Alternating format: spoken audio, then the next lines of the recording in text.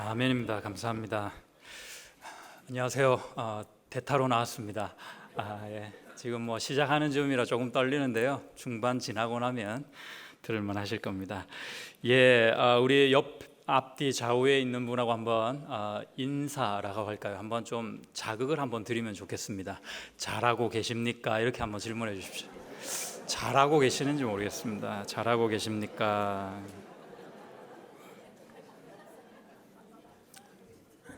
제가 학창 시절 목청껏 불렀던 대중가요 후렴 한 소절을 소개해 드리겠습니다. 세월이 흘러가고 우리 앞에 생이 끝나갈 때 누군가 그대에게 작은 목소리로 물어보면 대답할 수 있나? 지나간 세월에 후회 없노라고. 예배가 아니면 꾀꼬리 같은 목소리 한번 들려드리고 싶은데 참고 있습니다. 여러분, 후회 없는 인생이 있을까요? 이게 가능한 얘기입니까? 그런 인생은 없다는 말이 맞을 겁니다. 그렇다면 과연 우리에게 삶을 허락하신 하나님이 보실 때 내가 어떻게 산 것이 참 잘 살았다 하실 수 있는 인생일까요? 우리는 어떻게 살아야 될까요? 여러분, 어떻게 답을 좀 가지고 계십니까? 나만의 답. 인생여록이라는 제목으로 하나님의 말씀을 나누겠습니다. 오늘 본문 말씀인 달란트 비유는 우리 대부분에게 참 익숙한 말씀입니다. 그래서 제가 여러분에게 부탁드리고 싶은 게 저와 함께 이 말씀을 오늘 보실 때 좀 더 참신한 눈을 뜨시고, 눈을 좀 참신하게 뜨시고 본문을 한번 바라봤으면 좋겠습니다. 그 이야기, 아멘입니다. 그 이야기 내용이 이렇습니다. 어느 한 주인이 3명의 종들에게 큰 돈을 맡기고 먼 나라로 여행을 가버립니다. 2명의 종들은 받은 돈을 미천 삼아 돈을 받자마자 곧바로 장사를 시작했지만 다른 한 종은 그 돈을 땅에 묻게 됩니다. 그리고 오랜 세월이 지나 주인이 돌아왔죠. 그리고 종들을 다 불러가지고 주인이 결산을 합니다. 열심히 장사를 한 2명의 종들은 큰 이익을 주인에게 드려서인지 칭찬을 받습니다. 그러나 돈을 땅에 묻은 그 한 종은 야단맞고 빼앗기고 쫓겨나기까지 합니다. 이것이 오늘 말씀 달란트 비유의 전말입니다. 이 비유의 교훈이 뭘까요, 여러분? 뭘 어떻게 하라는 것입니까? 동화라고 생각한다면 이렇습니다. 교훈이요. 열심히 살아야 칭찬받는다. 성실히 살아야 나중에 좋은 일이 생긴다. 이 정도가 될 겁니다. 그러나 성경은 열심과 성실만으로는 우리 인생이 부족한 겁니다. 뭐가 더 있어야 돼요. 더 중요한 무언가가 있다는 가르침이 달란트 비유입니다. 본문의 말씀을 잠깐 잘 보시면요, 처음 시작이 어떻게 되냐면 또 이렇게 됩니다. 또 어떤 사람이 해가지고 이렇게 나와요. 또라고 했으니까 앞의 내용하고 연결이 같은 주제와 맥락 속에서 연결이 돼 있다는 것을 우리가 캐치할 수 있습니다. 달란트 비유가 있는데 앞에 그러면 어떤 내용이 있었느냐 하면은 열처녀 비유가 나옵니다. 열처녀 비유. 신랑이 오는 시간을 놓쳐 혼인잔치에 들어가지 못한 비운의 처녀들 이야기죠. 그리고 그 다음에 달란트 비유가 있고 달란트 비유 다음에는 양과 염소의 비유가 있습니다. 양과 염소의 비유. 예수께서 천사와 함께 다시 오실 때 죄인들은 영벌에 처해지고 의인들은 영생에 들어가게 된다는 그런 비유 말씀입니다. 이게 다 같은 내용이에요. 이 열처녀 비유, 달란트 비유, 양과 염소 비유 모두 문맥상에서 보면요, 25장, 오늘 본문이 25장 14절이잖아요. 25장 1절에서 다 걸려 있어요. 1절이 뭐라고 시작되냐면 천국은 마치, 여기에 다 걸려 있어요. 천국은 마치, 천국을 설명하자니까 열처녀 비유로 설명을 한 겁니다. 천국을 설명하자니까 달란트 비유와 양과 염소의 비유로 설명을 한 것입니다. 이 비유들은 모두 그러니까 하나님의 나라가 어떻게 다스려지느냐, 하나님의 나라 천국이 다스려지는 원리와 가치, 기준을 설명해 주고 있는 내용입니다. 그 비유들의 주제가 공이 이렇습니다. 예수께서 다시 오실 것인데 그때를 알 수 없다. 그러니 깨어 있으라. 왜냐하면 그때는 정말 돌이킬 수 없는 심판이 있기 때문이다. 하늘에서 우리가 어떤 삶을 계속 영위하게 될지는 이 땅에 어떤 삶을 살았느냐가 중요해지는 겁니다. 내가 지금 오늘 어떤 삶을 살고 있느냐에 따라서 내일, 아니 우리의 영혼이 결정될 수도 있다 하는 비유의 주제입니다. 그래서요, 저는 여러분과 함께 아까도 말씀드렸지만 눈을 좀 참신하게 뜨고 이 본문을 좀 자세히 정확히 보고 싶습니다. 몇 가지 질문과 함께 그렇게 하고 싶은데요. 첫 번째 질문입니다. 벌이 좀 심하지 않나? 과하지 않나? 도대체 뭘 잘못했길래? 5달란트, 2달란트, 1달란트 받은 이 3명의 종들 가운데서 어떤 종들에 대한 질문일까요? 네, 세 번째 종에 대한 질문입니다. 주인이 호통을 치죠. 야단을 맞아요. 잘못했으니까 야단을 받아야 되겠죠. 야단을 맞습니다. 그것까지는 이해가 됩니다. 그리고 주인이 공짜로 주신 돈이니 공짜가 아니죠. 거저 다시 돌려드리는 것이 뭐 그렇게 억울한 일은 아닙니다. 그런데 여러분, 이렇게 말씀하시는 것은 좀 과하지 않나 싶습니다. 30절 한번 보십시오. 주인의 마음으로 한번 엄하게 한번 같이 30절 읽겠습니다. 시작. 이 무익한 종을 바깥 어두운 데로 내쫓으라. 거기서 슬피 울며 이를 갈리라 하니라. 쉽게 말하면 지옥에 보내라는 겁니다. 천국에 너는 이 종 못 들어오게 하라, 이 말입니다. 아주 엄하면서도 끔찍한 말입니다. 이제 여러분, 우리가 1달란트 받은 종의 마음속으로 좀 들어가 봐야 됩니다. 감정이입을 해서 한번 생각해 보죠. 큰 돈을 그냥 주셨더라고요. 그래서 제가 그걸 받았어요. 받아가지고는 내가 그걸 가지고 어디 도망을 간 게 아니에요. 그냥 고이 모셔놨을 뿐이야, 땅속에요. 그래서 정말이지 그 돈을 손도 안 댔어요. 1원도 손을 안 대고 돌아오셨길래 원금을 그대로 드렸을 뿐입니다. 그리고요, 그때 당시에는 사람들이 돈이 있으면 어디에 맡기고 별일을 취하는 게 불안해가지고 자기 집 앞들이나 어디 자기만 아는 땅 속에다가 감추는 것이 아주 일반적이었습니다. 당연한 일이었습니다. 그런데 이건 웬 말입니까? 악하고 게으르다니요? 심지어 지옥에 가야 한다고까지 말씀하십니다. 그래서 과하지 않나, 이 말입니다. 자, 이제 여러분이 그 종의 말을 한번 잘 들어보세요. 잘 들어보시고 정말 이 종이 게으른 구석이 있나? 악한 거는 약간 개연성이 있어서 넘어가고 이 종이 정말 게으르한 걸까? 한번 들어보십시오. 제가 24절을 한번 읽어드리겠습니다. 1달란트 받았던 자는 와서 이르되 주인이여, 당신은 굳은 사람이라 심지 않은 데서 거두고 해치지 않은 데서 모으는 줄을 내가 알았으므로. 그러니까 농사 짓는데 심지도 않고 해친단 말은 열매를 뿌린다는 뜻이거든요. 그거 안 하고 모은다는 거예요. 곡식이든 돈이든. 그런 굳은 사람이라고 주인을 여긴 겁니다. 25절 보십시오. 두려워하여 나가서 당신의 달란트를 땅에 감추어 두었었나이다. 보소서, 당신의 것을 가지셨나이다. 어느 구석에서 이 종이 게으르다 하실 수 있겠습니까? 주인이 종에게 게으른 종아 하지 않고 아이고 이 소심한 종아, 아이고 이 겁 많은 종아, 이렇게 했더라면 설득력 있게 우리가 좀 이해를 했을 겁니다. 그런데 왜 게으른 종이다? 게으름은 이 종과는 다소 거리가 있어 보입니다. 여러분, 자, 이 정도 되면 이 주인의 생각 내지는 말이 좀 심하다 싶지 않으십니까? 여러분이 혹시 고개를 끄덕이셨거나 마음에 좀 그러네 하셨다면 그분은요, 제가 이 해놓은 함정에 탁 걸려 드신 겁니다. 이 주인이 우리 주님을 비유한 캐릭터임을 알고도 방금 누군가는 주인의 말보다는 종이 하는 말을 더 신뢰했습니다. 여러분, 진리는요, 진리다워서 진리가 되는 게 아닙니다. 하나님께서, 주님께서 이것이 진리다 하셨기 때문에 그것이 진리인 것입니다. 결론적으로 이 종의 말은 거짓입니다.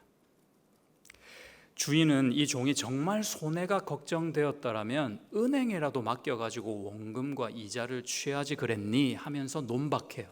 이런 논박을 통해서 그의 말이 거짓임을 밝히고 있는 중이었습니다. 거짓 핑계에 지나지 않음을 주인이 간파한 것이죠. 아마도 이 종은 제가 상상하건대 분명히 이렇게 생각했을 것입니다. 뭐 주인도 없는 마당에 열심히 돈을 벌어봤자 내 돈 될 것도 아닌데 부러 고생할 필요가 있겠나. 적당한 핑계는 하나 마련해두고 내 마음대로 편하게 살아야겠다. 정말 이랬다면 이 종이요, 그냥 게으르다 하고 핀잔받기에는 모자란 거예요. 오히려. 아니나 다를까 주인에게 이 종은 책임을 돌리고 있습니다. 주인을 일도 않고 임금을 착취하는 악독주로 매도하기까지 이르죠. 그래서 주인이 그랬던 겁니다. 에이 악하고, 에이 게으른 종아, 그랬던 겁니다. 게으름만으로는 설명이 안 돼요. 이 사람의 심사가 악한 겁니다. 창세기 3장을 비교해 봤습니다. 범죄한 아담을 하나님이 찾으시면 부르세요. 아담아, 아담아, 내가 어디 있느냐 찾으시는 거예요. 그때 아담이 하나님 앞에 서서 이렇게 얘기합니다. 내가 벗었으므로 두려워하여 숨었습니다. 이거 거짓말입니다. 언제부터 자기가 입고 다녔다고 갑자기 벗은 게 이렇게 두려울 게 있겠어요? 너 그래서 먹지 말라고 했던 선악과를 먹은 게지? 그랬더니 이제 이렇게 얘기합니다. 하나님이 주신 저 여자가 먹으라 그랬잖아요. 그래가지고 먹을 수밖에 없었어요 라고 핑계합니다. 어쩌면 이렇게 똑같습니까? 아담이 두려워서 숨었다고 한 것처럼 우리 달란트 비유에서 종도요, 두려워서 그 달란트를 숨겼다고 거짓 핑계를 늘어놓았습니다. 아담이 하나님 때문에, 하나님이 그래서 내가 선악과를 먹을 수밖에 없었다고 그렇게 원망한 것처럼 이 종은 무서운 주인 때문에 라고 주인 탓을 하죠. 늘 자기는 죄가 없어요. 내 잘못은 없어요. 다른 사람 탓이고 하나님 잘못입니다. 아담만 그렇습니까, 여러분? 이 종만 그래요? 우리로 말할 것 같으면 거의 선수급 아닙니까? 조금 기도하고 안 되면 하나님 탓하잖아요, 우리는. 형편이 어렵다고 그 형편이, 상황이 빨리 안 바뀌면 곧잘 불평하고 하나님은 나에게 관심이 없는 분이다 하고 매도합니다. 이런 죄는 어디서 올까? 내 자신이 너무 중요한 인생을 우리 모두가 살고 있어서 그렇습니다. 내가 소중한 거예요. 내가 너무 중요해. 다른 것보다, 다른 누구보다, 어쩌면 하나님보다. 그래서 게으름은 이기심에서 나옵니다. 이런 죄가 어디서 올까? 우리가요, 너무 세상에 빠져 있기 때문에 그래요. 하나님의 것보다는 세상 것이 훨씬 재밌거든요. 훨씬 할만하거든요. 훨씬 즐길만 합니다. 거기에 빠져 있는 거예요. 주님을 위한 공간은 거기에 없습니다. 그 자체가 그래서 악인 겁니다. 제일 흔한 증상이 뭐냐? 감사가 사라지는 겁니다. 입에서도 마음에서도 생각에서도 감사가 사라지는 겁니다. 그렇게 될 때. 요즘 제가 사정에 있어서 잠시 혼자 생활을 하고 있거든요. 제가 누구 남편인지 자취생인지 알 수 없을 만큼 아주 지금 엉망입니다. 좀 부끄럽지만 한날은요, 너무 피곤해가지고 집에 들어갔어요. 당장 눕고 싶고 내가 그냥 좀 쉬고 싶고 그런데요, 다음 날 보니까 새벽에 설교더라고. 그래가지고 말씀도 잘 준비해야 되잖아요. 그런데 그것보다 집 바닥을 보니까 먼지도 있고 빨래가 너부러져 있고 난리가 난 거예요. 그 중에 제일은 설거지였습니다. 이 설거지를요, 양심껏 고백할 때 한 이틀 정도밖에 안 미룬 것 같아요. 그런데 없던 개미들이 생긴 거예요, 싱크대에. 그래가지고 개미들이 싱크대가 지집인 줄 알고 막 오르락 내리락 하고 있더라고요. 이거 안 되겠다 심각해가지고 설거지부터 하자 해가지고 이제 설거지를 막 하고, 지금 할 일도 있고 피곤도 한데 설거지를 붙잡고 있으니 뭐 짜장에 짬뽕이 막 올라오는 거예요. 대충 마무리하고 고무장갑을 벗으려 하는데 이날따라 왜 이렇게 이게 또 안 벗어져요? 물이 들어갔는지 막 이렇게 용을 써도 안 돼요. 그래서 손톱을 세워가지고 확 벗겨가지고 하고 삿대질을 하면서 너 나한테 왜 그러냐고 막 내가 제정신인가 뭐 이런 생각도 했습니다. 아무리 순간이지만 내가 너무 중요한 그 순간에는 하나님이고 내 자신이고 뭐고 뭐 말씀이고 뭐 아무것도 안중에 없는 거예요. 내가 편안해야 되고 내가 얻어야 되고 내가 잘해야 되고 내가 앞장서야 되고, 그런 마음으로는 반드시 죄에 빠집니다. 또 그 죄를 어줍잖게 덮으며 우리 하나님을 또 다른 누군가로 매도시킵니다. 그것이 우리의 본성입니다. 그 순간 그 자리에는, 내 마음 그 속에는 하나님이 거하실 자리가 없는 겁니다. 요한일서 1장 10절 함께 읽겠습니다. 요한일서 1장 10절 말씀입니다. 시작. 만일 우리가 범죄하지 아니하였다 하면 하나님을 거짓말하는 이로 만드는 것이니 또한 그의 말씀이 우리 속에 있지 아니하니라. 아무리 예배를 드리고 신앙생활을 하고 교회에서 훈련도 받고 교제도 하고 목장도 하고 공동체 생활도 하는데 도저히 이 말씀이 내 삶 가운데서 열매가 안 맺혀지는 거예요. 어떨 땐 너무 답답해요. 왜 그럴까요? 이 말씀을 견주어 볼 때 왜 그러냐면은 우리 안에 말씀이 없는 이유, 은혜가 없는 이유는 내가 죄인됨을 인정하지 않아서 그렇습니다. 나의 잘못을 볼 수 있는 눈이 없어서 그렇습니다. 겸손함이 없어서 그렇습니다. 그랬을 때 우리는 더 나아가 하나님을 다른 누군가, 거짓말하는 분이다 라고까지 매도하게 된답니다. 그래서 그 공간, 그 자리, 그 시간에는 하나님이 나와 함께 할 수가 없는 겁니다. 이 종에게 주인은 주인이 아니었죠. 그러니까 예수님을 불신하는 심각한 죄가 있음을 오늘 비유를 통해서 성경은 우리에게 보여주시는 겁니다. 요한복음 16장 9절, 죄에 대하여라 함은 그들이 나를 믿지 아니함이요. 예수님을 믿지 않는 것, 이것은 불신앙, 그리고 가장 깊이 있고 해결할 수 없는 죄입니다. 누구도 해결할 수가 없어요. 큰 죄입니다. 범죄한 아담이 그래서 에덴 동산에서 쫓겨났듯이 이 종도 바깥 어두운 데로 내쫓겨 슬피 울며 이를 갈게 될 것입니다. 이것은 자명한 일입니다. 다시 한번요. 아담에게만 그렇다고요? 종들에게만 그렇다고요? 아니요. 우리에게 그렇다는 것 때문에 오늘 말씀이 우리에게 보여주시는 것입니다. 두 번째 질문입니다. 자, 한 달란트 받은 이와 반대로 나머지 2명의 종들은 그러면 도대체 뭘 얼마나 잘했던 것일까? 뭘 잘했나 그들은? 이게 질문입니다. 특별히 3명의 종들 중에서 저는 이 중에 주인공이 있다고 생각합니다. 이 말씀을 그 주제를 가장 잘 반영해주고 있는 인물은 5달란트, 2달란트, 1달란트 받은 종 중에 두 번째 2달란트 받은 종이라고 생각되어집니다. 왜냐하면 보십시오. 첫 번째 종은요 5달란트를 받아가지고 5달란트를 남겼잖아요. 그런데 두 번째 종은 2달란트 받아서 2달란트를 남겼거든요. 수치로만 보자면 5달란트 남긴 종이 2달란트 남긴 종, 말이 너무 빠른가요? 우리 간장 공장장 이런 분이 자, 그래서 수치로만 따지면 5달란트를 남긴 사람이 2.5배 더 많은 수익을 주인에게 안겼습니다. 그렇죠? 더 많이 한 겁니다. 더 잘한 거예요. 그런데 주인이 그 둘 각각에게 어떤 칭찬을 했느냐 우리가 한번 관찰해 보시죠. 먼저 5달란트 종에게 한 칭찬이 21절입니다. 같이 읽을게요. 시작. 그 주인이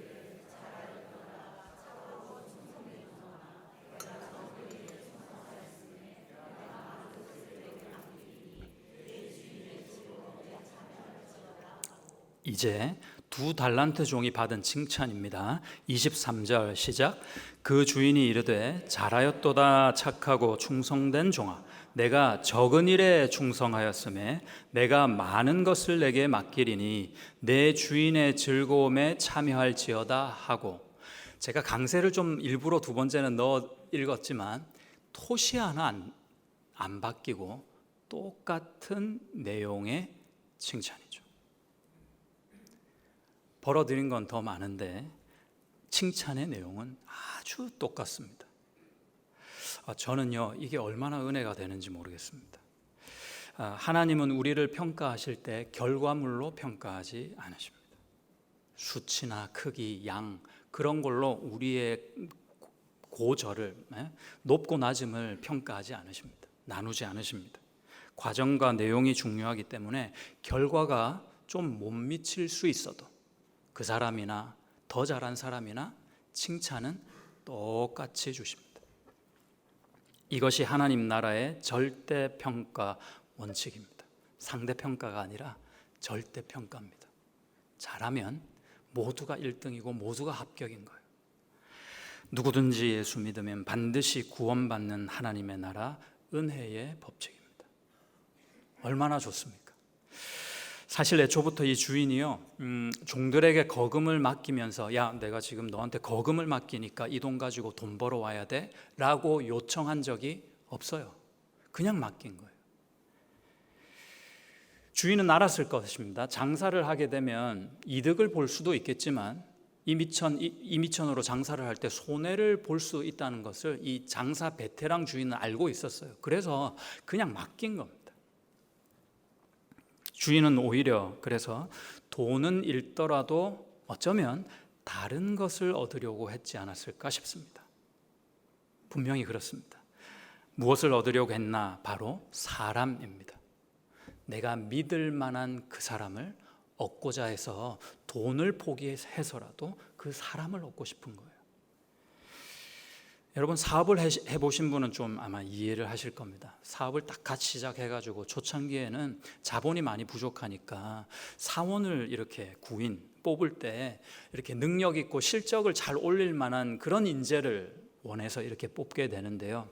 사업이 잘 돼가지고 어느 정도 안정기에 접어들면 그 시스템 안에서 잘 굴러갈 때가 있답니다. 그러면은 사업주로서 구인을 할 때 어떤 사람을 뽑느냐? 물론 유능한 인재를 뽑겠죠. 그런 사람도 필요합니다. 그런데 내 마음을 알아주고 회사의 비전을 가지고 내가 정말 믿을 만한 사람, 그 사람을 뽑게 된답니다. 그래서인지 이 주인의 칭찬 내용을 보니까 사람 됨됨이에 집중이 되어 있습니다. 착하고 충성된 종아. 충성됐단 말은 사실은 믿음직한으로 번역해야 더 의미에 맞습니다. 착하고 믿음직스러운 종아, 그랬던 겁니다. 저는 사실 늘 달란트 비유 말씀을 대할 때마다 마음이 편하지가 않았어요. 뭐 개인적인 얘기입니다만은 중년을 이제 이제 지나고 그러는 세월 동안 내 인생을 돌아볼 때 내가 얼마나 하나님께 이득을 끼치는 덕이 되는 그런 인생을 살았을까? 아니면 지금도 손해를 끼쳐드리며 살고 있지는 않은가 하는 질문 때문입니다. 그렇게 생각하니까 막 주님께 너무 죄송한 거예요. 주님, 저 주신 인생을 이렇게 살았어요 하고 흰 종이에 써서 보여드려야 된다면 내가 그 종이에 쓸 게 없는 겁니다. 별로 쓸 게 없는 거예요. 남편 노릇, 자식 노릇, 부모 노릇 이런 거 열심히 했다. 이런 거는요 거의 본능에 가까운 내 인생이기 때문에 노력하는 거거든요. 그런 걸 쓸 수는 없지 않습니까? 그나마도 제대로 못합니다. 참 난감합니다. 그런데 너무 감사하게도 우리 주님께서 나에게 허락된 모든 것에는 의미가 있다 해주십니다. 내가 가지고 나의 나됨, 이 모든 모습에 하나님께서 부여한 가치가 있다 해주신답니다. 또 내 인생을 결과물로 채점하지 않으시고 내 마음과 과정을 더 봐주신다니 좀 해볼 만한 겁니다. 이 인생은 한번 열심히 살아봄직한 거예요. 나도 한번 해볼 수 있는 거예요. 결과물이 아니라 내가 열심을 내고 주님을 바라보는 믿음으로 성실을 다하는 그것이 중요하다 하시니까. 여러분 가만히 생각하고 주위를 돌아보시면 주님께서요 여러분 개인에게 달란트를 주셨습니다. 거금을 주신 겁니다. 그걸 맡겨놓으신 것을 알 수 있습니다. 생명도 그렇습니다. 건강, 시간, 사람들, 공동체, 재능이나 물질 얼마나 많은지 모릅니다. 그런데 주님이 주셨기 때문에 많고 적음으로 저 사람과 나를 비교할 필요가 없는 겁니다. 주님이 주셨기 때문에 다 생각이 있으셔서 조금 더 많이 줄 수도 있었고 남들에게 있어도 나에게 없을 수도 있는 겁니다. 주님이 다 알아서 주신 겁니다. 그래서 주인인 겁니다. 어떤 달란트든지 주셨다 생각되시면은 머뭇거리고 염려하지 마십시오. 믿음 가지고 나에게 주님이 주신 것이지 하고 사용하는 겁니다. 주님을 위해서 말이죠. 작고 크고 잘하든 못하든 상관없어요. 우리의 마음이 중요하지 않습니까? 그래야 주님이 내 인생을 절대평가해서 받아주실 겁니다. 내가 가진 것으로 최선을 다했기 때문에. 어느 교회에 한 마술사가 방문을 했습니다. 붙잡혀가지고 새가족 교육을 받은 거예요. 이 새가족이 된 거예요. 어느 교회에. 이분이요 우리 교회로 따지면 한우리반을 열심히 잘 수강해가지고 수료한 다음에 은혜를 받았네요. 예수님을 구주로 영접하게 되었습니다. 얼마나 감사한지 교회에 조금이라도 보탬이 되고 싶은 거예요. 하나님께 조금이라도 뭔가 드리고 싶은 거예요. 그런데 평생 마술만 했지 이 사람이 뭐 할 수 있는 게 없는 겁니다. 그걸 알아버린 거죠. 그래서 한날은요 교회 예배당에 여기 예배당에 들어와서는 아무도 없는데 문을 다 잠그더래요. 그리고 불을 오늘처럼 환하게 켠 다음에 중앙에 딱 서가지고 폭죽을 터뜨리고 마술 도구를 다 끄집어내가지고 마술쇼를 거창하게 벌이더랍니다. 한껏 마술쇼를 벌인 다음에 마지막에 하는 말이 이랬습니다. 재미있게 보셨어요 주님입니다. 자기가 가지고 있는 것을 주님께 순수한 마음으로 드린 거죠. 얼마나 아름다운지 모르겠습니다. 제가 제목을 인생여록이라고 지었는데요. 여록의 여자는 여행하다 할 때 그 여입니다. 나그네 려입니다. 여러분 우리는요 이 세상 정착민으로 부름받지 않았습니다. 그렇게 부르신 적이 없어요. 본향이 천국에 있고 그 본향에서 잠시 파견 나온 나그네들로 부르심을 입었습니다. 이 인생이 그 본향으로 돌아가는 여정임을 반드시 알아야 합니다. 알고서 열심을 다해야 돼요. 그것을 깨닫고 그리고 성실히 살아야 합니다. 그렇게 했을 때 그 최선이 하나님 앞에 복된 겁니다. 하나님이 절대평가하실 때 너 이 정도면 잘했어 하시는 거 그렇게 될 수 있는 겁니다.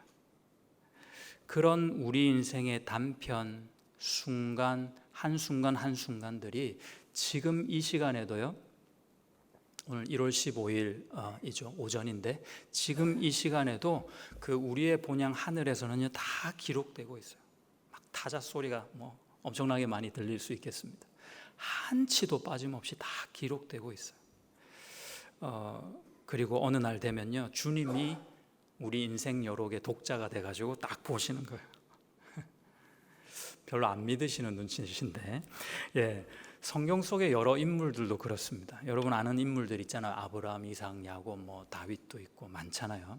자, 그 중에 단 한 명도 언젠가 자기의 후배인 우리들이 하나님의 말씀 가운데 자기 인생을 보면서 도전받고 은혜 받으리라고는 상상도 못했습니다. 한 명도 그런 사람은 없어요.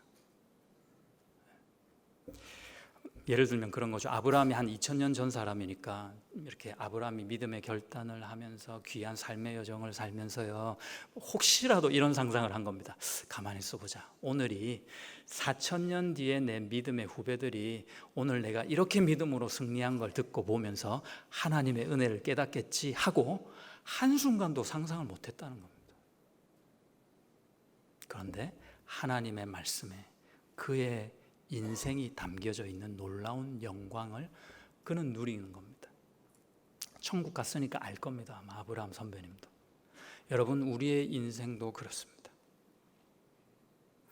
어느 한 날 그 기록은 세상 모든 이들이 받을 심판의 근거로 제시되기도 할 것입니다. 그러나 반면에 예수를 구주로 믿고 그분을 따라 최선을 다해 살아온 천국 나그네들의 이름은 다른 책 한 권에 남겨지게 될 겁니다. 계시록 20장 15절을 보십시오. 20장 15절 한번 같이 읽겠습니다. 시작. 누구든지 생명책에 기록되지 못한 자는 불못에 던져지다. 행위를 기록한 책들이 있거든요. 그에 반한 생명책 한 권이 있는 겁니다. 그 책에 기록되지, 이름이 기록되지 못한 자는 불못에 던져지니까 이걸 반대로 하면 이름이 생명책에 기록되어 있는 자들은 불못에 던져지지 않습니다. 구원입니다. 영원한 불못에서 건져진 이 구원으로 말씀드리자면 예수님의 온전한 사랑이 우리를 그분 안에, 그분의 마음판에 새겨 넣어서 꾹꾹 누른 다음에요, 꽉 닫아놨어요. 그리고 바깥에는 봉인을 했어요. 아무도 뜯지 못하게. 하나님과 우리를 완전한 하나로 만들어 주신 그 구원을 말씀하고 있습니다. 우리가 그 구원을 받은 자들입니다. 할렐루야. 이 은혜야말로 우리로 그러면 이 구원, 이 은혜를 나에게 주셨으면 그러면 이 인생도 한번 열심히 살아봐야겠다. 하나님의 뜻을 가지고 열심히 주를 위해서 한번 살아봐야겠다. 이렇게 다짐하게 하는 겁니다. 그렇게 나를 용서해 주셨다면, 그 사랑으로 나와 함께 하신다면 내가 좀 더 거룩하게 살아야지, 내가 좀 더 정결하게 살아야지, 좀 더 사랑하면서 살아야지 하고 결단할 수 있는 원동력이 되는 겁니다. 주인이 결국 종들에게 주고자 했던 복과 마찬가지입니다. 마지막으로 마태복음 25장 23절을 한번 다시 보시죠. 25장 23절, 오늘 제일 큰 소리로 한번 저와 읽겠습니다.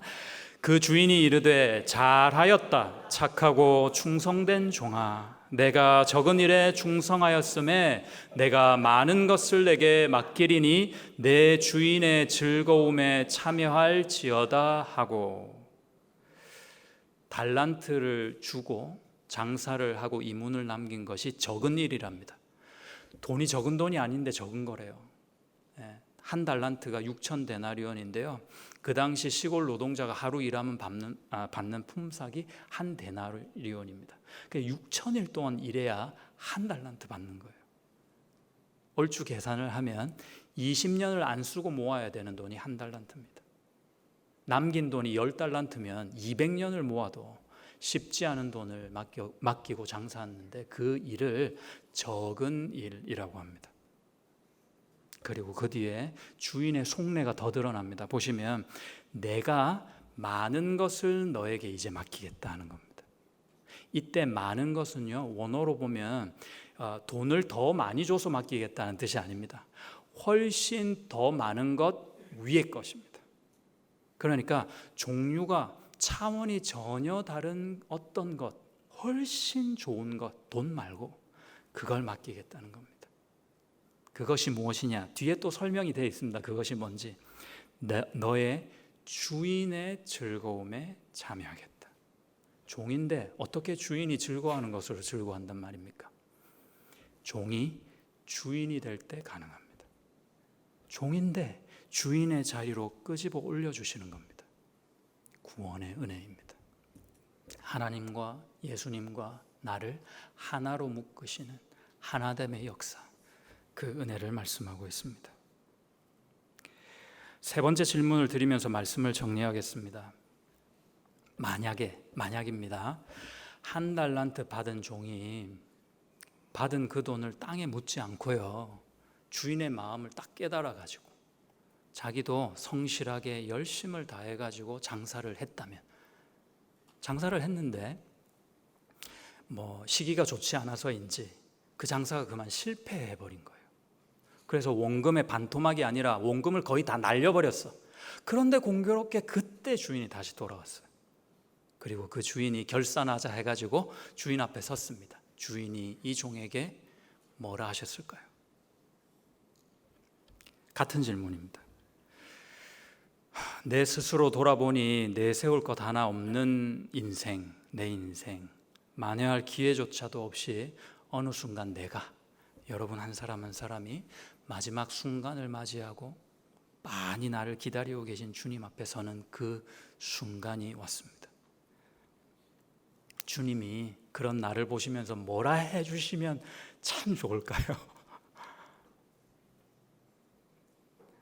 괜찮다, 잘했다, 착하고 충성된 종아.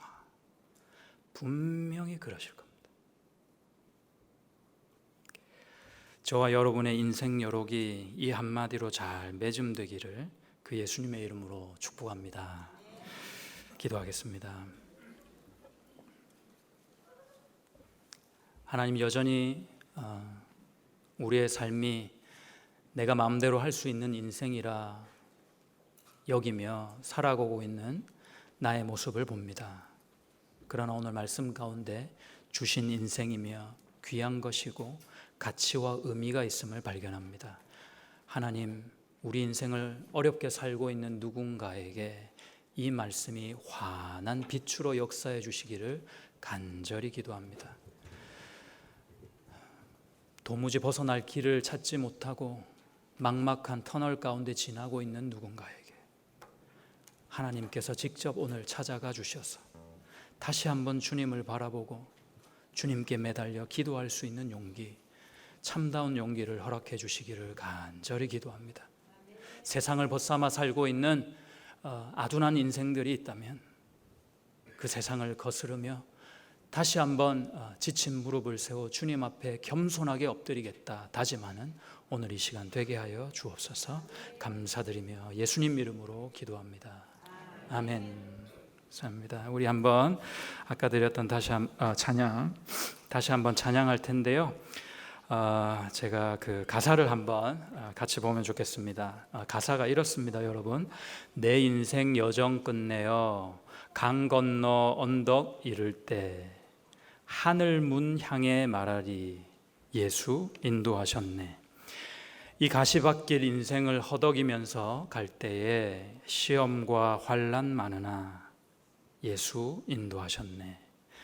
내 밟은 발걸음마다 주 예수 보살피시사 승리의 개가 부르며 주를 찬송하리라. 매일 발걸음마다 예수 인도하셨네. 나의 무거운 죄짐을 모두 벗고 하는 말 예수 인도하셨네. 우리 나의 고백으로 주님께 한번 노래합시다.